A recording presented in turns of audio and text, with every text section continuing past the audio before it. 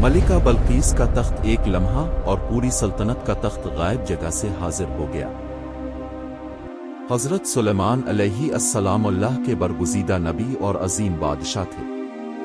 اللہ تعالیٰ نے انہیں بے مثال سلطنت اور حکمت عطا فرمائی۔ ان کی حکومت میں انسان، جنات اور پرندے سب شامل تھے۔ یہ ایک ایسی سلطنت تھی جس کی مثال دنیا میں کہیں نہیں ملتی۔ ان کی بادشاہی بہت وسیع اور طاقتور تھی۔ جنات ان کے حکم کے تابع تھے اور انسان خدمت کرتے تھے۔ پرندے بھی ان کی اطاعت میں رہتے تھے۔ یہ سب اللہ کی خاص عطا اور نعمت تھی۔ چیونٹیوں کا واقعہ انہیں ہمیشہ یاد رہتا تھا۔ وہ چھوٹی مخلوق کی اہمیت سمجھتے تھے۔ اللہ کی ہر مخلوق اہم ہے۔ یہ ایک سبق آموز بات ہے۔ حضرت سلیمان ہمیشہ دعا کرتے تھے۔ وہ اللہ سے ہدایت مانگتے تھے۔ ان کی عاجزی بہت نمایاں تھی۔ یہ ایک خوبصورت کردار ہے۔ اللہ نے ہوا کو ان کے تابع کر دیا تھا۔ وہ ہوا کے ذریعے سفر کرتے تھے۔ یہ اللہ کی قدرت کا عظیم نشان تھا۔ اس میں کوئی انسان شریک نہیں تھا۔ جنات ان کے حکم پر عمل کرتے تھے، لیکن وہ اللہ کے تابع تھے۔ یہ طاقت اللہ کی طرف سے تھی۔ انسان کو اس سے سبق لینا چاہیے۔ دو عورتیں ایک بچے پر جھگڑ رہی تھیں۔ حضرت سلیمان نے حکمت سے فیصلہ کیا۔ اصل ماں کو پہچان لیا گیا۔ یہ عدل کی بہترین مثال تھی۔ عادات واپس آیا اور ایک اہم خبر سنائی۔ اس نے بتایا کہ ایک قوم سورج کی عبادت کرتی ہے۔ وہ اللہ کی وحدانیت سے ناواقف ہے۔ یہ خبر ایک بڑے واقعے کا آغاز بنی۔ جنات بڑے بڑے محل اور عمارتیں بناتے تھے۔ یہ کام حضرت سلیمان کے حکم سے ہوتا تھا۔ ہر چیز منظم اور مضبوط تھی۔ یہ ایک حیرت انگیز نظام تھا۔ حضرت سلیمان ہمیشہ اللہ کی عبادت کرتے تھے۔ وہ دعا میں عاجزی اختیار کرتے تھے۔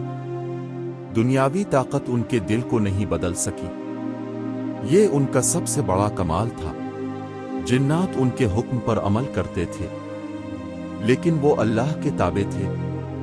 یہ طاقت اللہ کی طرف سے تھی۔ انسان کو اس سے سبق لینا چاہیے۔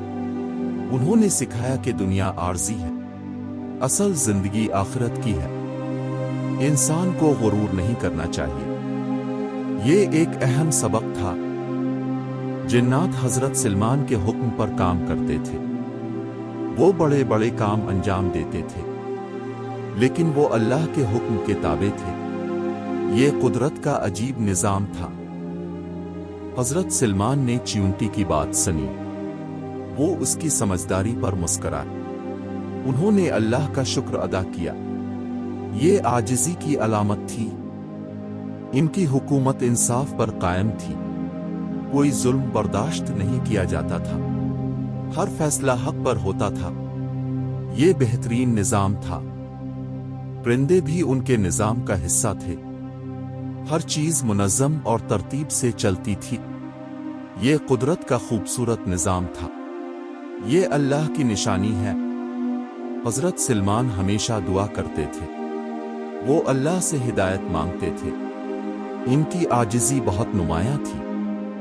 یہ ایک خوبصورت کردار ہے۔ حضرت سلیمان نے لوگوں کو اللہ کی طرف بلایا۔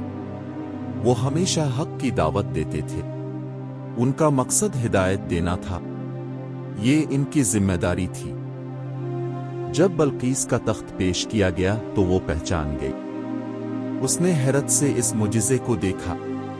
یہ اس کے ایمان کی طرف پہلا قدم تھا۔ اس کا دل نرم ہونا شروع ہوا۔ ان کی حکومت انصاف پر قائم تھی۔